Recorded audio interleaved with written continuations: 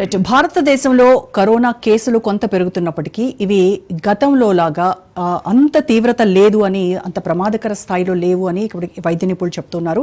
Social మీడియాలో జరుగుతున్నటువంటి ప్రచారాన్ని, అసత్య ప్రచారాన్ని నమ్మొద్దు అని కూడా విశ్లేషకులు చెప్తున్నటువంటిది. సో దీనిపైన ఇవాళ డిబేట్లో మనం మాట్లాడదాం. డిబేట్లో పార్టిసిపేట్ చేస్తున్నారు. స్టూడియోలో నాతో పాటు ఉన్నారు డాక్టర్ ఏలూరు రామచంద్రారెడ్డి గారు, ప్రముఖ శాస్త్రవేత్త. నమస్కారం అండి.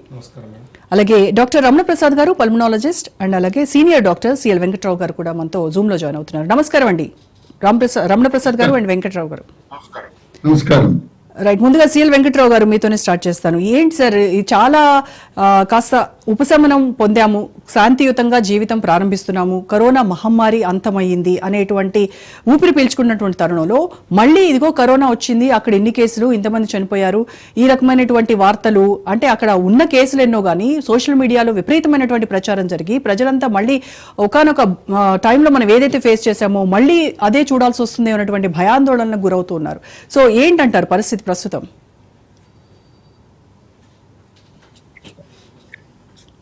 వెంకట్రావు గారు. దీని గురించి భయపడవలసిన అవసరం ఏం లేదు. ఎందుకంటే ఇది మనం 2వ వేవ్ తర్వాత 3rd వేవ్ చూసాం. 3rd వేవ్ వచ్చింది, పోయింది. అలాగే ఇప్పుడు ఇది కూడా ఆ జాతికి చెందిన వైరసే, ఒమిక్రాన్ జాతికి చెందిన వైరస్. తర్వాత దాంట్లో మళ్ళీ JN1 ఇంతకుముందు మనం చూసిందే. అసలు వైరస్లు అనేవి వాళ్ళ ఎంతో మనకి టెస్ట్లు వచ్చినాయి కనుక, RT-PCR టెస్ట్ లేకపోతే ఇది మామూలు ఫ్లూ జ్వరంలా వెళ్ళిపోతుంది. చేస్తున్నాం కనుక బయటపడుతుంది, కానీ టెస్ట్లు చేయవలసిన అవసరమే లేదు. నా ఉద్దేశంలో ఒళ్ళు నొప్పులు, జ్వరము, దగ్గు, పరిచయం అంటే ఏదో మామూలు సీదా వైద్యం చేయాలి, కానీ అవన్నీ లాంఛనంగా RT-PCRలు అవన్నీ చేయాల్సిన అవసరం లేదు. ఇంతకుముందు మన దగ్గర ఈ గతంలో కూడా వచ్చి ఉండొచ్చు. 2019లో మనకేదో కనుక్కున్నాం. అంతకుముందు కూడా ఈ వైరస్లు అనేవి ఇప్పుడు మనతో సహజీవనం చేస్తూ ఉన్నాయి. వైరస్లు ఉంటాయి, జంతువుల్లో వైరస్లు ఉంటాయి, మనకు వైరస్లు ఉంటాయి, మొక్కల్లో వైరస్లు ఉంటాయి. వైరస్ అనేది వాతావరణంలో ఉంటాయి. ఇప్పుడు ఏదో దీన్ని గోటు దాన్ని కొండంత చేసి చెప్పడం తప్పనిచ్చి దీనివల్ల ఎటువంటి ఇబ్బంది ఎవరికి ఉండదు కూడా. అవి వచ్చిన కేసులు ఏంటంటా వస్తే అసలు మనం టెస్ట్ చేయలే, పారాసిటమాల్ టాబ్లెట్ ఏదో సెట్రిజిన్ టాబ్లెట్ వేసుకుంటే తగ్గిపోతుంది. ఎందుకు అసలు లాంఛనంగా ల్యాబొరేటరీకి ఎందుకు వెళ్ళాల్సిన అవసరం లేదు, మామూలుగా తగ్గిపోతుంది. కానీ కొన్ని హాస్పిటల్స్ లో కొంతమంది డాక్టర్స్ మాత్రం సాధారణ ఫ్లూతోనే వెళ్తే దీనికి ఇది కరోనానేమో అనేటువంటి అనుమానంతో మీరు అన్నట్టుగా RT-PCR లేకపోతే ర్యాపిడ్ యాంటీజెన్ టెస్ట్లు ఇలాంటివి కూడా రాసేస్తూ ఉన్నారు.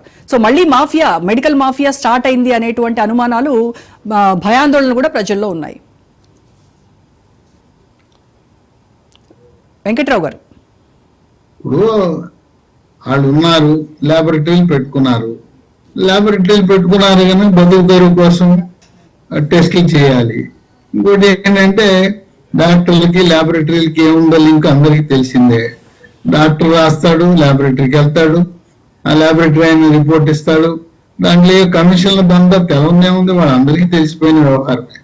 అంటే ఈ హాస్పిటల్స్ కోవిడ్ సందర్భంగా ఎవరు బాగుపడ్డారంటే ఫార్మా కంపెనీలు బాగుపడి, మూతపడిన హాస్పిటల్ వాటికి వికాసం వచ్చింది. ఇక మందుల కంపెనీ వాళ్ళు ఎవరు బాగుపడ్డారంటే మందుల కంపెనీలు. ఈ 3 రంగాలు తప్పనిచ్చి భయాలు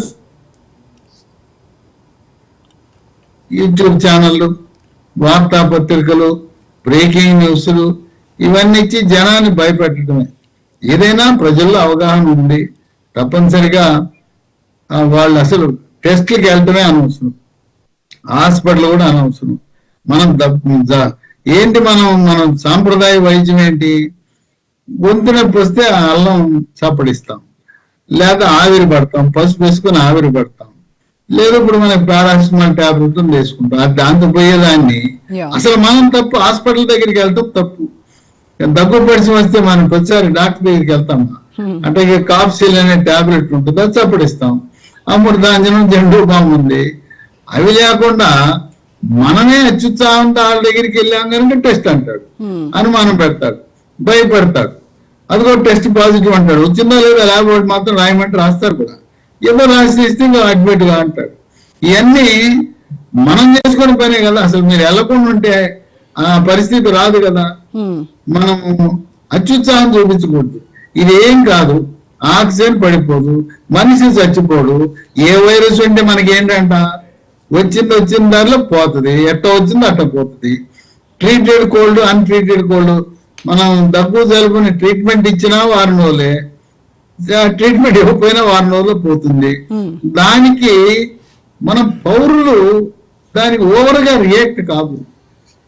ఎందుకంటే మనకు రోగ నిరోధక శక్తి ఉంది, మన శరీరంలో తట్టుకునే శక్తి ఉంది. ఈ వైరస్ ఏంటది, అది ఒమిక్రాన్కి ముదిమనం లాంటిది. ఒక ఉదాహరణ ఇస్తా.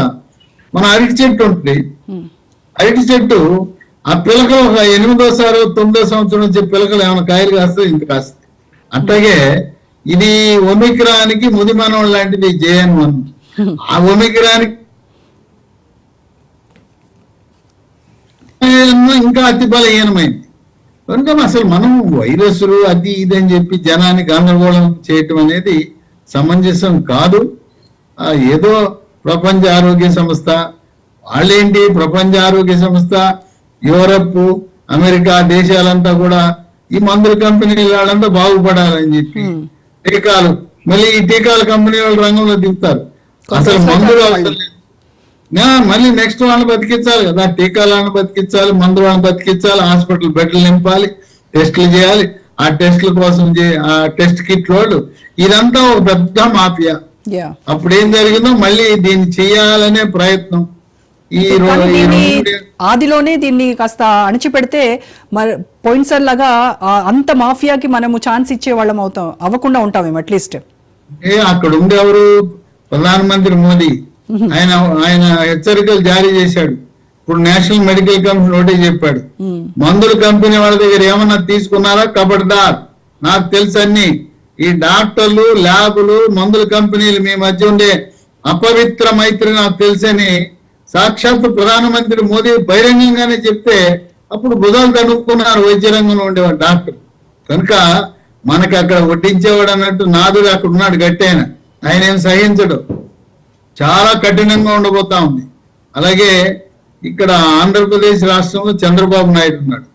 అప్పుడంటే ఏదో జరిగింది, ఇప్పుడు అది ఆయన ఒప్పుకోడు. ప్రతిదీ కూడా ఎవిడెన్స్ బేస్డ్, పేద ప్రజలకు పుకార్లు షికారులు. ఇప్పుడు చూశారు కదా మన సోషల్ మీడియాలో ప్రభుత్వ యంత్రాంగం దీనిపైన అప్రమత్తంగా ఉండాలి. ఏం చెప్పింది, ఎవడైనా కూడా తప్పుడు ప్రచారం చేస్తే ప్రజలను భయపెట్టి, అప్పుడు చేశారు, ఇప్పుడు చేయమనండి. సుప్రీంకోర్టు జడ్జిలే సుమోటో తీసుకుని జైల్లో పెడతారు, పిచ్చివాగుడు వాగితే. అట్లాగే ప్రధానమంత్రి సహించడు.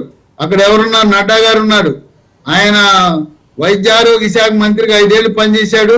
ఆయన పూర్తి అనుభవం ఉంది. ఆయన డాక్టర్ కంటే ఎక్కువ వాళ్ళకి అన్ని తెలుసు. తర్వాత కోర్టులో ఉండే జడ్జిలు కూడా